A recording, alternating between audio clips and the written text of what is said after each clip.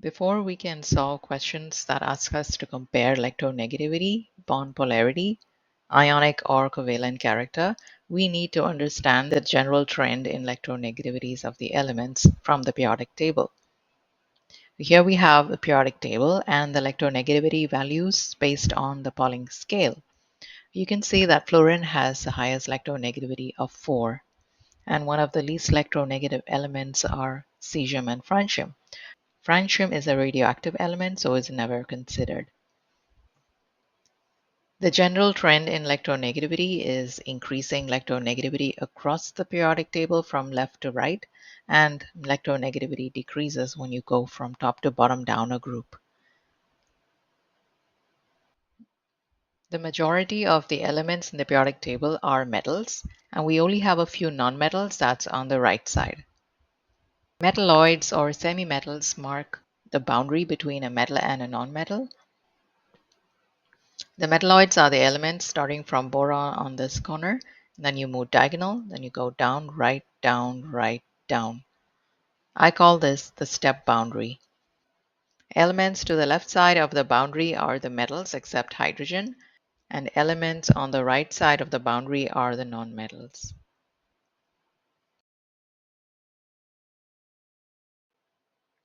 We can see that nonmetals have high electronegativities, whereas metals have very low electronegativities. The bond between two nonmetals are either purely covalent, that's when the difference in electronegativities is very small within the range of 0 to zero point 0.4, or the bond between two nonmetals could be polar covalent bond, that's when there is a slight electronegativity difference between 0.4 to 1.8. But the bond between a metal and a nonmetal would have a great electronegativity difference, always above 1.8. For this reason, a bond between a metal and nonmetal is always an ionic bond. This is why we say that ionic compounds are formed between metal and a nonmetal in general, and covalent compounds are formed by two or more nonmetals. Which bond is the most polar? Polarity of a bond depends on the electronegativity difference, and because we know that moving from left to right on a periodic table, electronegativity increases, and going from top to bottom, the electronegativity decreases, all we need to figure out is which bonds are formed by elements that are farther apart in the periodic table. A is boron and carbon. Boron and carbon are just neighboring elements. Carbon and oxygen are not exactly nearby neighbors. Nitrogen and oxygen are nearby. O and F are nearby. So we can see that carbon and oxygen are the most farthest apart. So B is the right choice. Use section 9 of the IB data booklet to state which of the following single bonds are the most polar.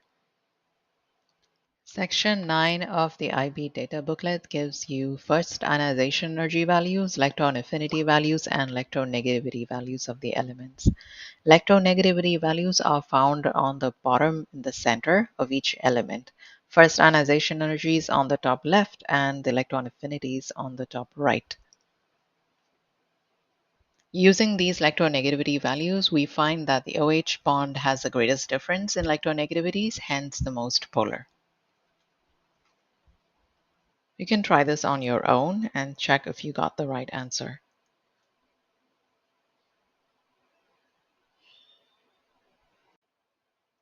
In the previous questions, you were asked to compare the polarities of bonds.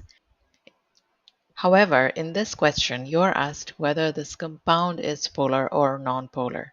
This will work in case the compound is made of two atoms and there's only one bond.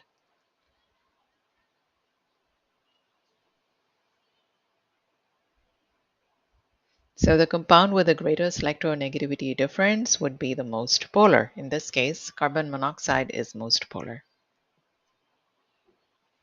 In covalent compounds that have more than one bonds, like these, if the question asks which molecule or which compound is most polar or nonpolar, In addition to electronegativity difference, you will need to know the shape of the molecule. I shall explain this in a later video. State and explain whether each of the following bonds are ionic or covalent. Here too, we could look at the electronegativity difference. If the electronegativity difference is less than 1.8, the compound is covalent. And if the difference is greater than 1.8, it's ionic. Or you could use a simple technique. If the bond is between a metal and a nonmetal, it's ionic. But if the bond is between two nonmetals, it's covalent. Which fluoride is the most ionic? A most ionic compound would have the greatest ionic character or the least covalent character. So all these three questions ask the same thing. The percentage ionic character or covalent character is again determined by the electronegativity difference.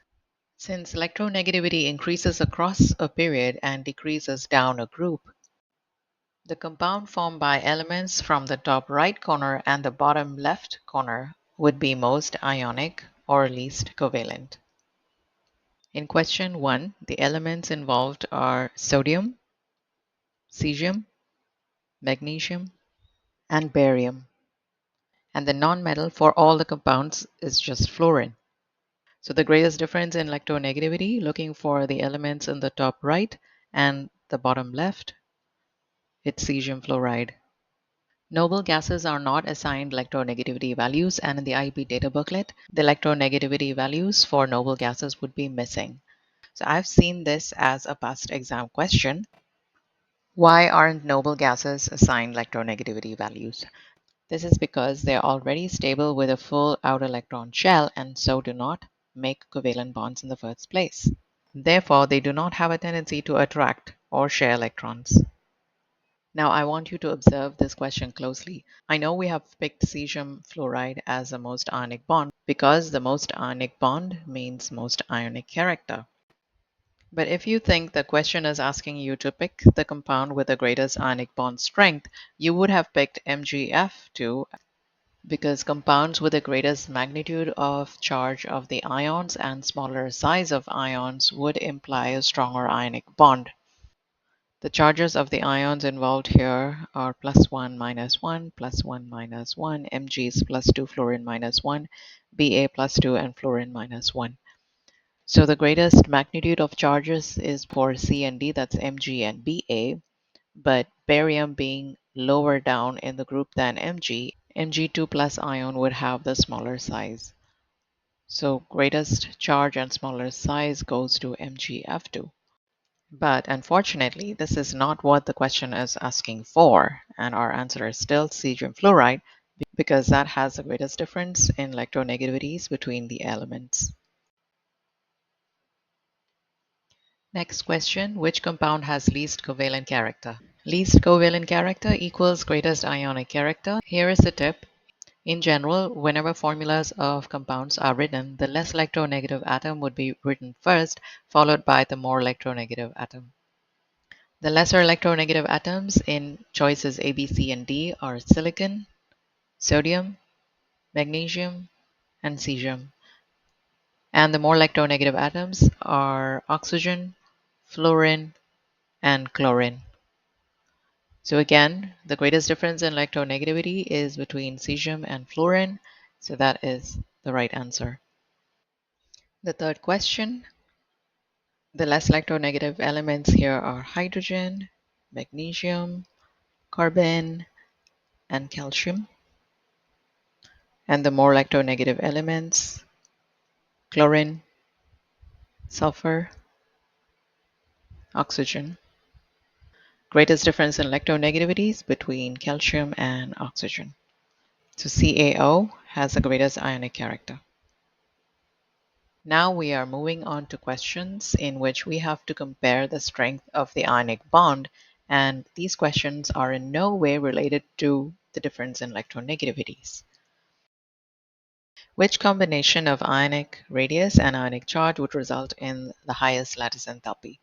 Since lattice enthalpy is the energy needed to break an ionic compound from the ions in the solid state to ions in the gaseous state, lattice enthalpy is directly related to ionic bond strength, and the strength of an ionic bond is greater for ions with the greatest charge and smallest radius.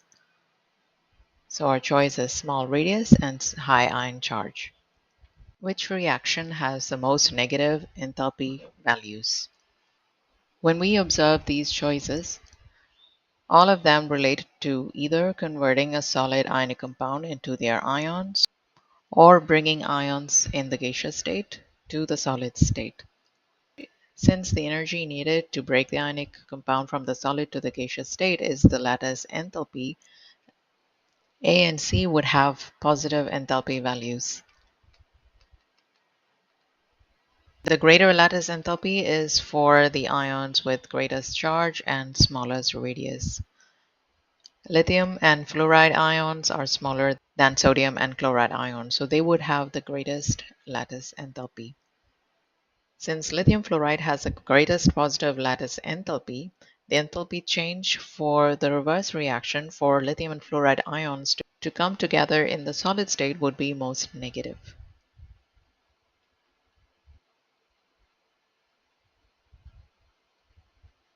In this question also, we have to choose the ionic compound with the greatest bond strength.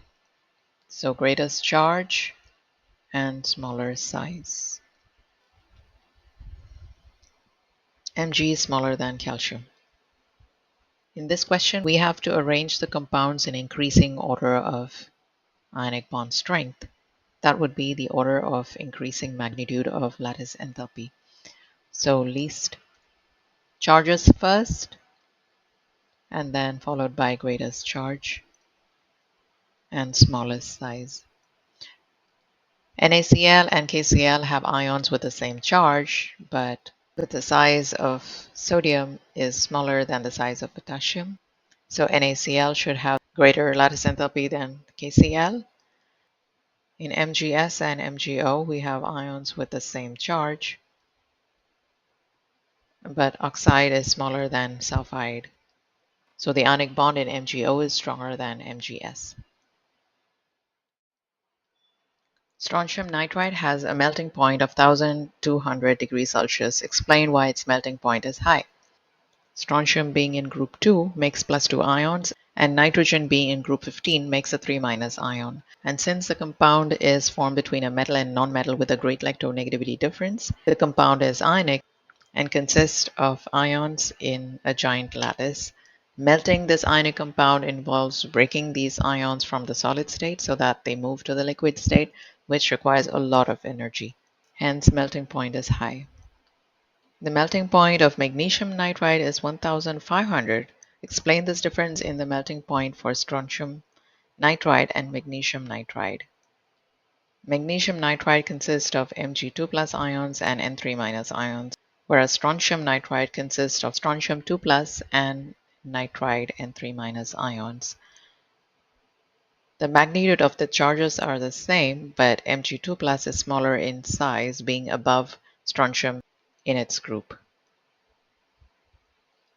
Hence, the strength of the ionic bond is greater in magnesium nitride than strontium nitride, so magnesium nitride has the higher melting point.